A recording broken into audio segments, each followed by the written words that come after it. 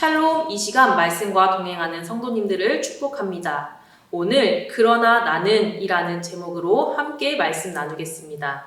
살아가다 보면 여러 가지 어려움으로 힘겨울 때가 있습니다. 본문의 시를 지은 다윗 또한 그런 상태였습니다.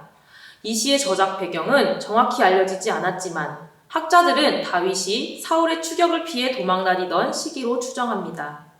본문에서 다윗은 고통 속에서 처절하게 울부짖고 있습니다. 그러다 후반부에서는 하나님에 대한 믿음의 고백을 하며 분위기를 완전히 반전시킵니다.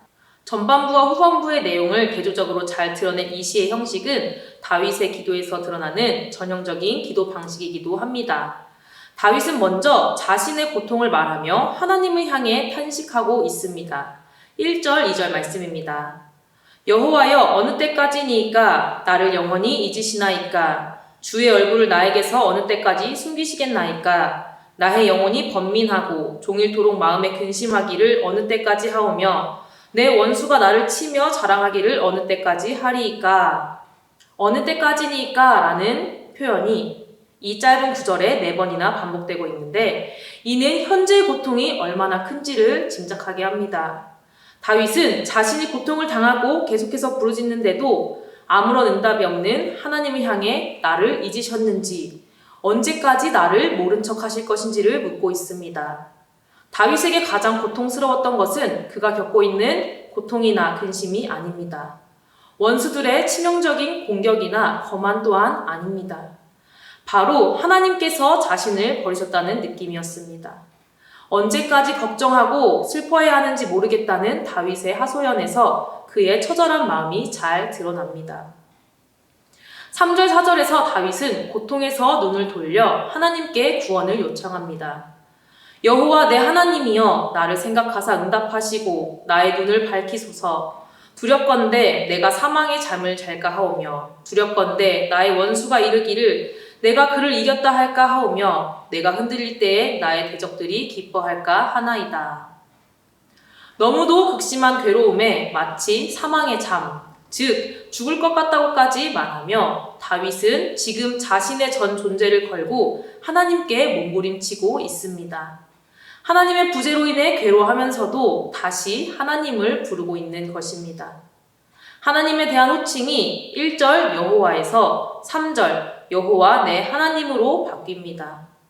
여호와는 언약의 하나님을 뜻하는 이름인데 이는 다윗이 언약의 신실하신 하나님을 의지하고 있음을 보여줍니다. 나의 하나님이라는 고백은 다윗과 하나님의 친밀한 관계를 나타냅니다. 그리고 하나님, 원어로 엘로힘은 일반적으로 창조주 하나님, 전능하신 하나님을 나타냅니다. 즉 다윗은 전능하신 하나님이 놀라운 능력으로 자신을 극심한 고통과 번민과 원수들의 공격에서 구원하실 수 있는 분임을 믿음으로 고백하고 있습니다. 다윗의 하소연에는 하나님을 향한 원망이나 불평은 없습니다. 다윗은 그저 지금의 상황이 견디기 힘들어서 하나님께 투정을 부리며 3절 후반절에서는 하나님께서 자신의 삶에 개입하시지 않는다면 죽을 것 같다는 심정을 솔직하게 토로한 것입니다. 그리고 4절에서는 원수들이 그를 이겼다고 기고만장해할 것에 대한 두려움으로 간구합니다. 그러나 이 기도는 이내 변함없는 사랑으로 자신을 구원해 주실 하나님에 대한 믿음으로 바뀝니다. 5절, 6절 말씀입니다. 나는 오직 주의 사랑을 의지하였사오니 나의 마음은 주의 구원을 기뻐하리이다. 내가 여호와를 찬송하리니 이는 주께서 내게 은덕을 베푸심이로다. 다윗은 자신을 구원해 주실 하나님을 믿음으로 바라보며 앞으로 받을 구원을 미리 기뻐하였고 자신에게 베풀어 주실 하나님의 은혜에 대해 감사와 찬송을 할 것이라고 고백합니다. 앞부분과는 확연히 다른 다윗의 모습입니다. 여전히 극심한 고통과 근심, 원수들의 공격 가운데 휩싸였음에도 불구하고 5절에서 변화된 태도를 보여줍니다. 1절, 2절에서는 어느 때까지니까 라는 말로 기나긴 고통의 시간이 끝나지 않는 현실에 대해 탄식하고 3절, 4절에서는 죽음에 대한 두려움을 느끼며 몸부림쳤습니다.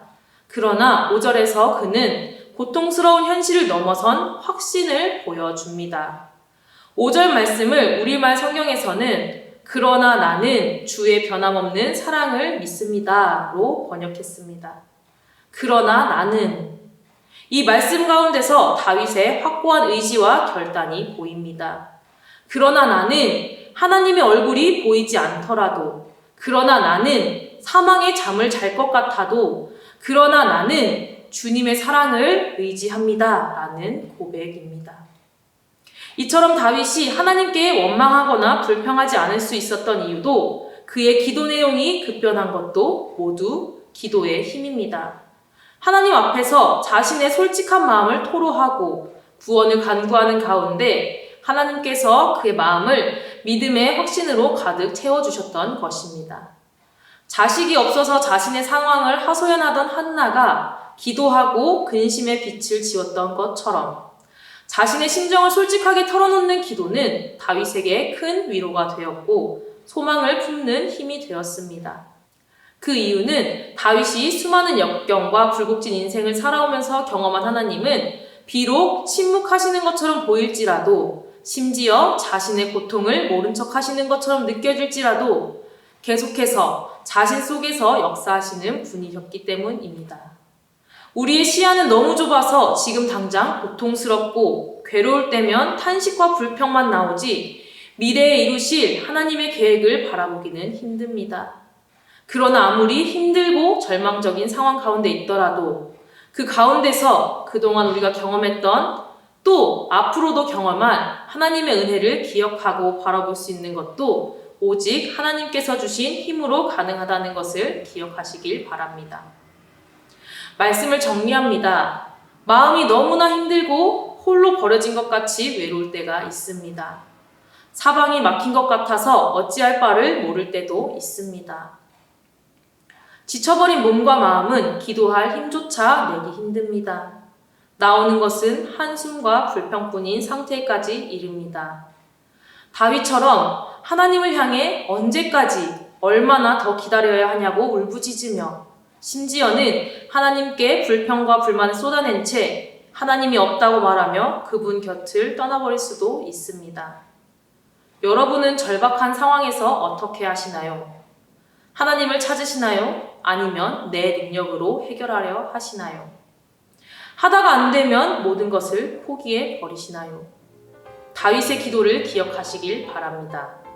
다윗은 절박한 상황 속에서 자신의 상황을 하나님께 하소연했습니다. 솔직하게 모든 감정을 하나님 앞에 쏟아놓으며 기도하는 중에 놀라운 심경 변화를 경험하게 됩니다. 기도를 통해 하나님께서 자신을 향해 베푸신 은혜를 생각하게 되고 지금도 하나님께서는 결코 자신을 포기하지 않으시고 구원하실 것이라는 믿음을 갖게 된 것입니다. 비록 절망했더라도 기도를 통해 구원과 기쁨의 확신을 바라고 노래하게 된 다윗처럼 기도를 통해 삶 가운데서 놀라운 변화를 경험하는 저와 여러분 되시길 축복합니다.